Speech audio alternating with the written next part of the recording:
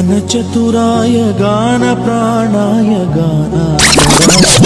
नमस्कार मित्रांनो, तुमच्यासाठी घेऊन आलो एक छोटासा ब्लॉग ज्यामध्ये दाखवले आहे की एका छोट्याशा घरातलं गणपती बाप्पाचं विसर्जन कसं होतं। आता आमची सगळी टीम आमंत्रित झाली होती गणपती बाप्पाच्या विसर्जनासाठी। बाप्पा बसवताना मनामध्ये तर एक वेगळीच आस असते नाही का। असं अचानक आपल्या घरामध्ये एखादा पाहुणा येतो आणि तो 10 दिवस राहतो, नंतर आपण त्याची विदाई करतो एखाद्या नवरीसारखी। पण निसर्गाचा नियमच आहे तो, ज्यांना जायचं त्यांना जायचंच असतं। अशा प्रकारे आम्ही सर्व तयारी केली आणि निघालो विसर्जनासाठी।